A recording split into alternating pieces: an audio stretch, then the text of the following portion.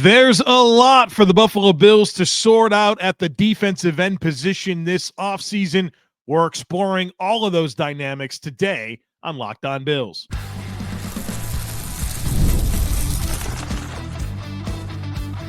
You are Locked On Bills, your daily Buffalo Bills podcast. Part of the Locked On Podcast Network, your team every day. What's up, Bills Mafia? It's Joe Marino, author of the Herd Mentality Substack, co-host of the Locked On NFL Scouting Podcast, co-host of the NFL First Read Podcast, and I'm your host of Locked On Bills. Want to thank you for making Locked On Bills your first listen every day, and a big welcome and shout out to our everydayers. You know who you are. Those of you who never miss a single episode, I appreciate y'all being here very, very much. I'd also like to invite you to subscribe or follow for free on YouTube or wherever you listen to podcasts. We're part of the Locked On Podcast Network, your team every day. Well, folks, welcome in. We're talking edge rushers today on the podcast, and the Bills have a lot to sort out here. There are decisions to make with every single player that finished on the roster last season. And obviously, you're still looking for some outside impact and some outside help as well. So a lot to sort out here with this position group, and I'm excited to break it down for you right now. I do want to start with Greg Rousseau. There's a lot to get into. A 2021 first-round pick, 30th pick overall. He's still young, 24 years old, doesn't turn 25 until April. And his contract, he's playing this year, or scheduled right now to play this year on the fifth-year option, which is $13.4 million. It's a hard number. The Bills have to pay him that, or the only other option they have is to extend him. And if they extend him, they could reduce that money, spread it throughout the deal that he signs, the extension, and you could actually get some cap savings by doing this. You could probably cut that number in half if you do an extension and then you get 2025 cap space. So let's talk about the contract dynamics. And I know that there's a lot of wide-ranging opinions on it. I hope that what I say right now will offer you some good perspective on why the numbers are coming where they are and how you should look at it. So you've seen the estimations probably. They're coming in around $25 million a season. SpotRack has Greg Rousseau projected as a market value of $24.8 million per year. You know, I think you could say 20 to 25 million. That feels like a pretty comfortable range based on where you see projections landing. That might have some sticker shock to you. But let me add some perspective here. The salary cap is going up. And Dan Graziano reported yesterday that NFL teams were informed that the salary cap is going to come in for 2025 between $277 and $282 million. And most people have been working off of a projection of $275 million. It's a little higher than expected. Regardless of where it lands, the last 2 years combined, the cap has now gone up by more than $53 million. It's going up. So what does that mean? So our player contracts, they're going up as well. And so when you look at a number or you see a number like $25 million a season, you have to look at that through the lens of percentage of cap. You can't say, well, $25 million for Greg Rousseau when this player is at this amount and this other player is this amount. Those deals were signed at different times under different caps. Again, a $53 million increase over the last 2 years. Contracts signed in 2022 or 20, it's not the same stuff. We're not talking about the same environment. You have to look at these contracts as percentage of cap. And on this podcast, that's what we're going to talk about, because the Bills are going to sign players. And if you don't have the right perspective on it, you're going to think that they're overspending for every single player. If you're not looking at it through a percentage of cap, then you're not looking at it the right way, because the salary cap is different when these deals are signed, and because it's going up exponentially, you have to recalibrate the way you look at it. So if he does come in at the $25 million a year amount, that would be 8.9% of the cap if the cap comes in at $280 million. I think those are safe estimates. 8.9% of the cap, that's 1.65% less than Bradley Chubb. That's 2% less than Montez Sweat. That's a comfortable place to put Greg Rousseau. And I'd encourage you, don't be mad at Greg Rousseau because he isn't TJ Watt or Nick Bosa. Nobody is suggesting that he should be paid like those players. Those guys, when they signed their contract extensions, they were at 15% of the cap. We're talking about 8%, 9% for Greg Rousseau. And Greg Rousseau is a good starter. He's a very good starter. He's the best defensive lineman the Bills have. And he's young, and he's a first-round pick. I'm very much in favor of sticking with Greg Rousseau for a multitude of reasons. Number one, it's who I think he is as a player. Number two, I think that the contract at $25 million comes in at a fair amount, and he's still young. He's a player that you drafted. This is arguably Brandon Beane's best first-round pick that wasn't Josh Allen. I'm interested in staying the course here. And boy, if you don't keep Greg Rousseau, you're no closer to figuring out your problems at defensive end. You've created an issue. Now you need like multiple players at a high level instead of just like maybe one and some change. So please look at it that way as a percentage of cap. I think that's going to get you the right perspective on these numbers that we're talking about. In 2024, Greg Rousseau played in 16 games, 16 starts, on the field for 71% of snaps. That's a lot for the Bills. And his snap volume has gone up every single year. As a rookie, 49%, year two, 56%, year three, 60%, year four, 71%. Collected 53 tackles, 16 tackles for loss, 63 pressures. That led the team. Number two on the team was 39. Greg Rousseau had 63. Number three was 32. So Greg Rousseau with 63 pressures when number two and number three combined had 71. Rousseau had 8 sacks and 3 forced fumbles. As for his 2024 review, I thought he had a great year. A-plus run defender, and he matters a ton for this run defense where the Bills play with light boxes. They ask sometimes these players to play a gap and a half. Greg Rousseau can do it. And I think he's a good pass rusher. It's his best pass rushing season by far. Young, ascending, commanding a high volume of snaps. He's a good football player. There's no doubt about it. Maybe he doesn't make the game-changing play in the fourth quarter, right? Maybe you wish that he was more clutch. I would agree with that. But he's excellent. He's an excellent player. So in 2025, I'm looking for him to keep growing. I mean, you got to remember this guy only had 1 year of production in college as a defensive lineman, played safety and receiver in high school. You know, there's still room for him to keep developing. Turns 25 in April. Arrow's pointing up. I think the Bills can be better around him, to be honest with you. I think if you add a big-time player at this position, you're going to maximize what you can get out of Greg Rousseau. Greg Rousseau's not Batman. He's not, all right? But he's a heck of a Robin. And I think he's worth every bit of that $25 million that winds up coming in at about 9% of the cap, which is extremely fair to me based on the player that Rousseau is and where percentage of cap contracts at his position come in for other players, as I've outlined for you.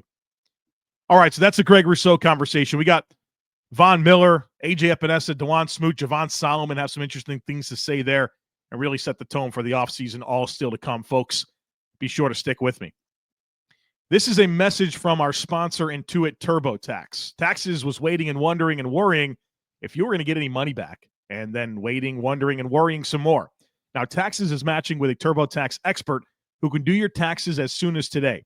An expert who gives your taxes their undivided attention as they work on your return while you get real-time updates on their progress so you can focus on your day. An expert who will find you every deduction possible and file every form, every investment, everything with 100% accuracy. Also that you can get the most money back guaranteed. No waiting, no wondering, no worries. Now this is taxes. Get an expert now on TurboTax.com. Only available with TurboTax Live full service. Real-time updates only in the iOS mobile app. See guarantee details at TurboTax.com/guarantees. All right, let's talk Von Miller. There's a lot to get into with this guy as well. A 2022 free agent signing. He's 35, turns 36 next month in March. Obviously, there's a lot of ideas with the contract. So let's talk about the contract. If the Bills release Von Miller right now or before June 1st, the Bills would get $8.4 million in cap savings, and they would accumulate $15.4 million in dead cap space. That's the avenue that I think the Bills should take. Now let's talk about the other avenues. You could designate him as a post-June 1st cut, and then you get a nice $17.4 million in 2025 cap savings. That's great. We love that. But you also get $6.3 million in 2025 dead cap, and here's the kicker, $9 million in 2026 dead cap. I would not do that. Be done. If you're going to be done, be done. There's no reason to commit $9 million against your 2026 salary cap for Von Miller, who's not going to be on your team in 25 or 26. Oh, by the way, if you post June 1, cut him, you're carrying a $24 million cap hit until June. No thanks. I think you have two options here. Number one, release him.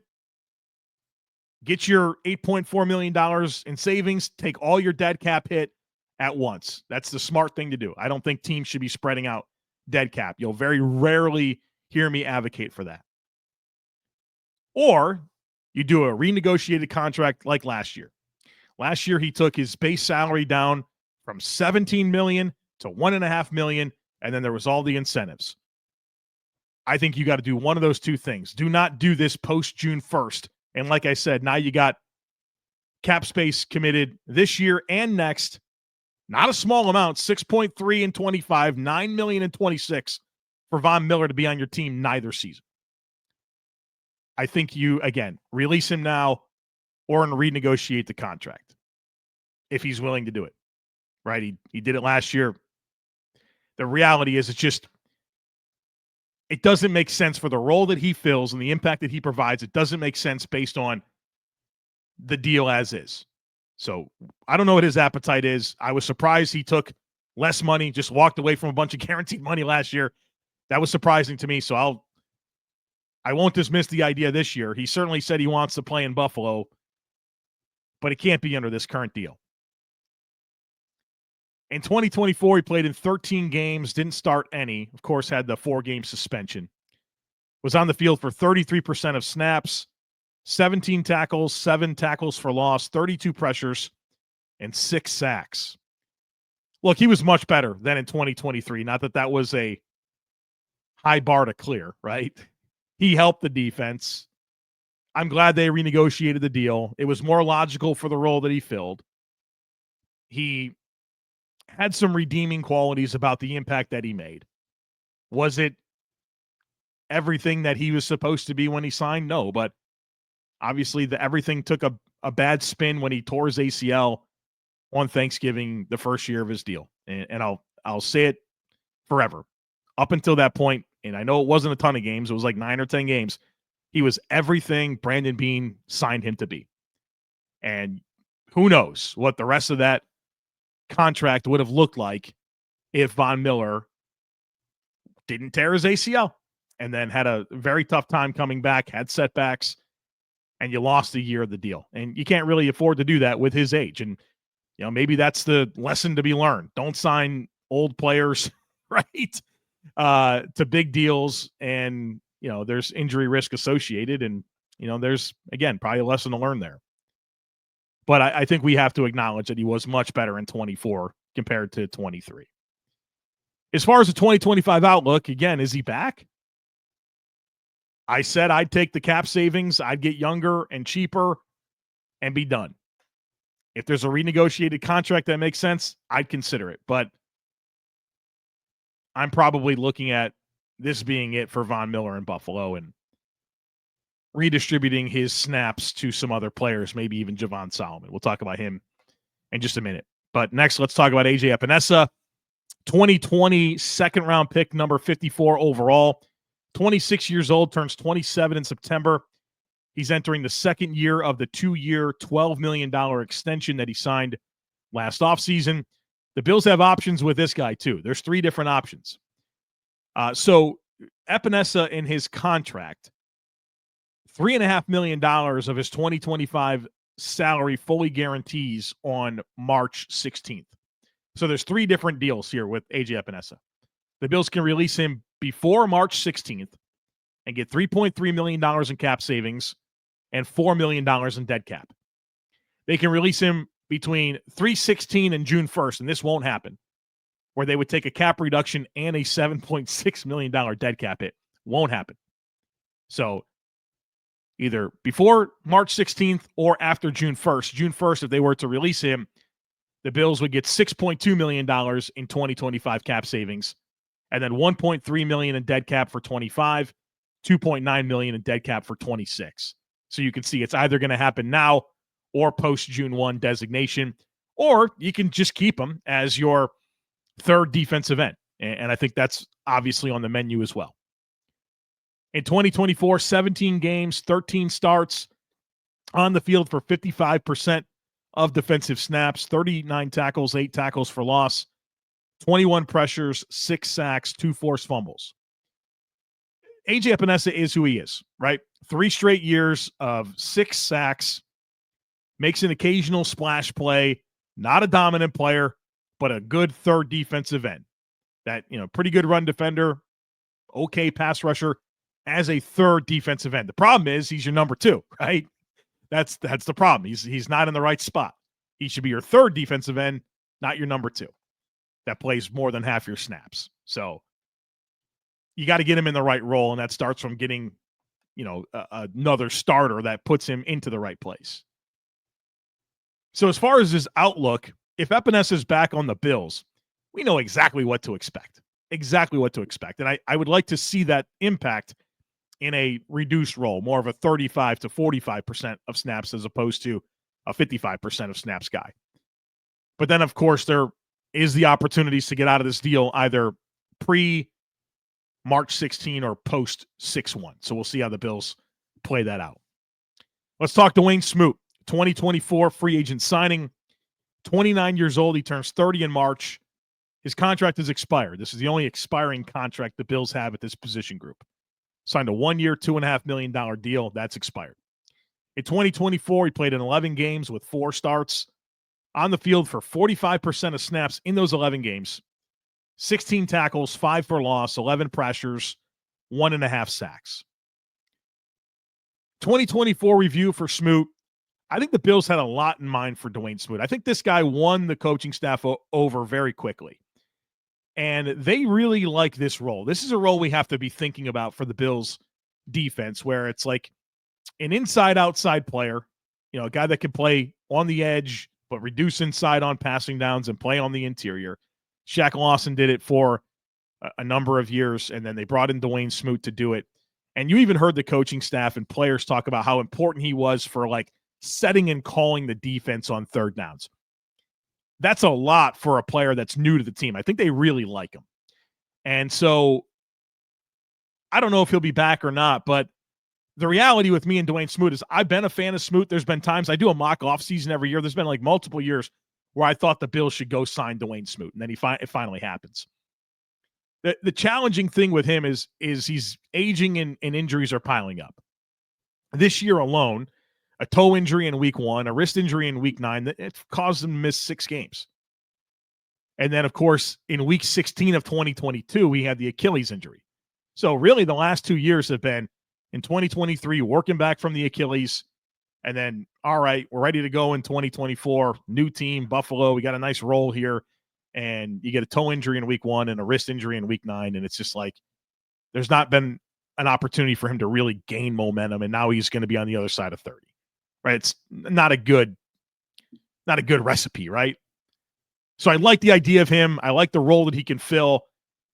Do you want to bring back a guy who's north of 30 that has had the injuries that he's had since the end of 2022? Now, it wouldn't surprise me if he was back on a 1-year deal. It wouldn't be expensive. If he signed 1 year, 2.5, I don't really think he has a case for it to be more than that. So I think there's a level of comfort that the team has with him. If he is healthy, I think he can help. But aging and injured is something that I would like to start doing a better job of staying away from here with the Buffalo Bills. So we'll see on Dwayne Smoot. I could take it or leave it. All right, on the other side of it, we're going to talk Javon Solomon. I have some interesting metrics to share there. And then really tie a ribbon on this conversation and talk about what the Bills need to get done here this offseason. Folks, be sure to stick with me. When the game tips off, the NBA action is just getting started, and there's no better place to get in on it than FanDuel, America's #1 sportsbook. With FanDuel, you can place live bets throughout the game, so even if you miss the opening tip-off or want to bet a fourth quarter comeback, you could stay in the action. And if you're looking for a bigger payout, you can even combine your live bets into a same-game parlay. I love using FanDuel's live betting feature because it keeps every moment of the game more exciting. Whether I'm backing my team for a late-game rally or picking a player to hit a clutch three, I never feel like I missed my chance. Plus, the app is easy to use. When you win, you get paid instantly. Right now, new FanDuel customers can get $150 in bonus bets if your first $5 bet wins. Just visit FanDuel.com to join today. That's FanDuel.com for your shot at $150 in bonus bets. Make every moment more with FanDuel, the official sports betting partner of the NBA.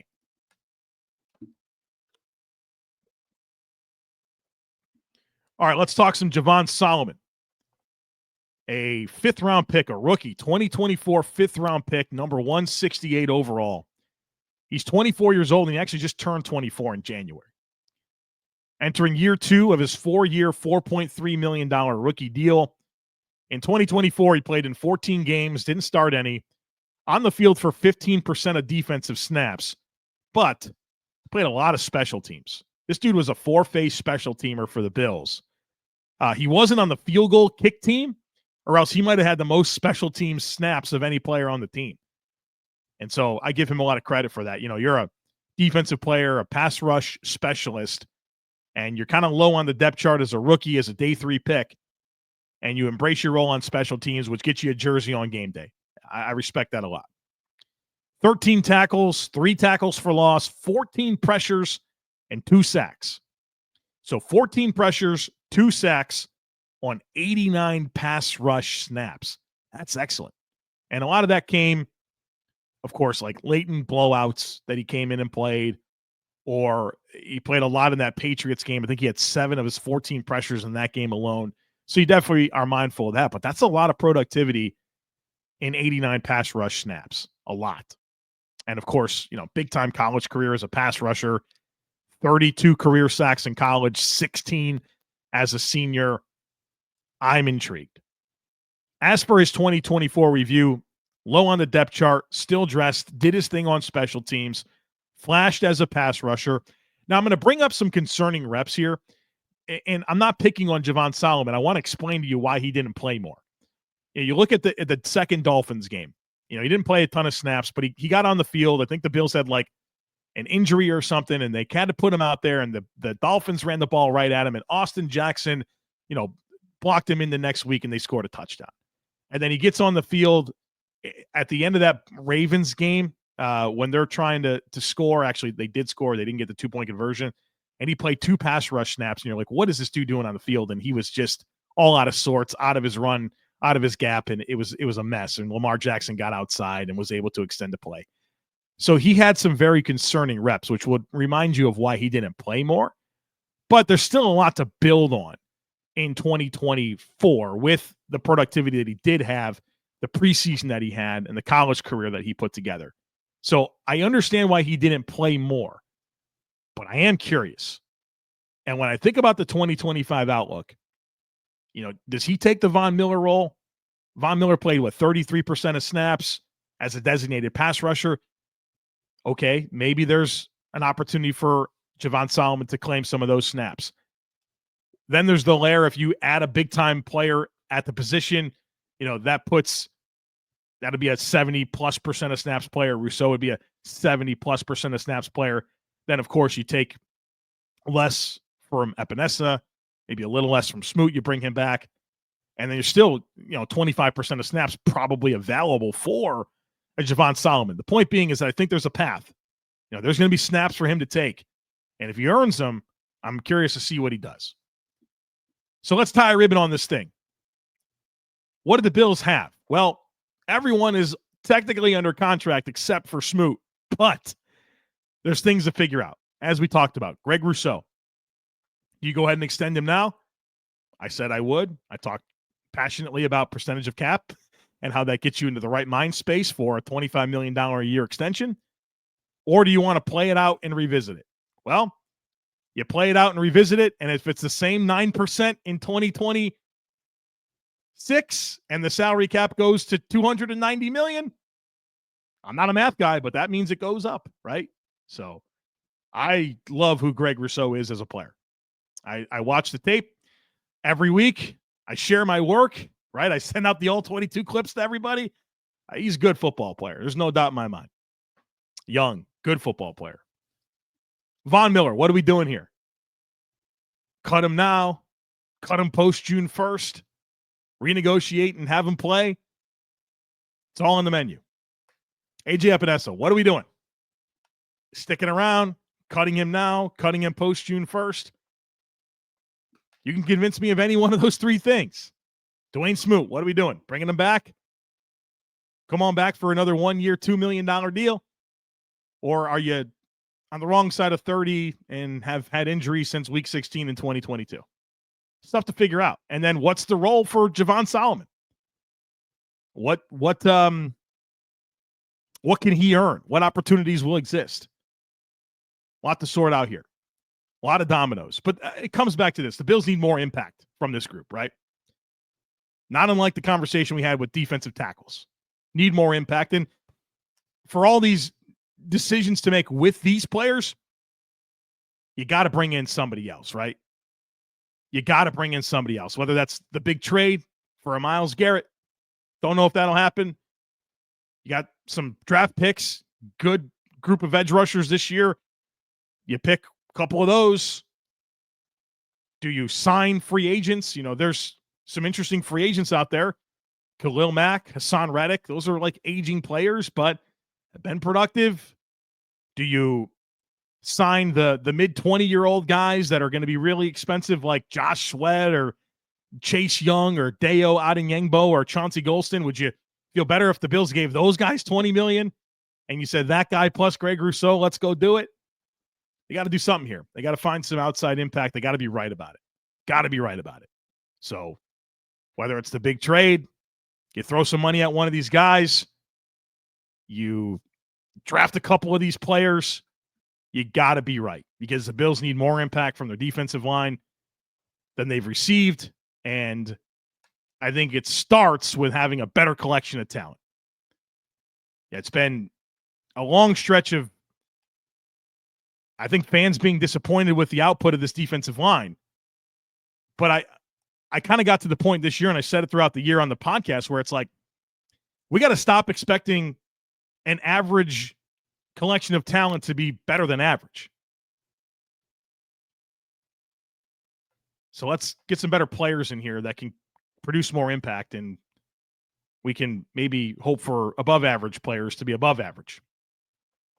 That seems more reasonable to me. So in favor of a big addition here and on the inside, this has got to be the emphasis. I look at this offseason for the Bills. It's D-line. Need a corner, need a receiver. Need a field stretcher at receiver, need a, we'll talk about the dynamics at corner. I have some ideas there, but at a minimum, you need meaningful competition for Kyer Elam. And I think you can find that in a variety of ways, but we'll save that conversation for when we talk corners, which won't be too far off as we continue our review series, set the tone for this offseason, and then won't be long before we're starting to talk about free agency, who the Bills can add, draft. We'll start to get a picture of what the 2025 Buffalo Bills will look like. And, of course, I'll be here for you every step of the way talking through it. So don't miss anything. Make sure that you are subscribed. Would love it. If you took a second to rate, review, and share the podcast, have a great rest of your day. Go Bills. And I look forward to catching up with you again tomorrow.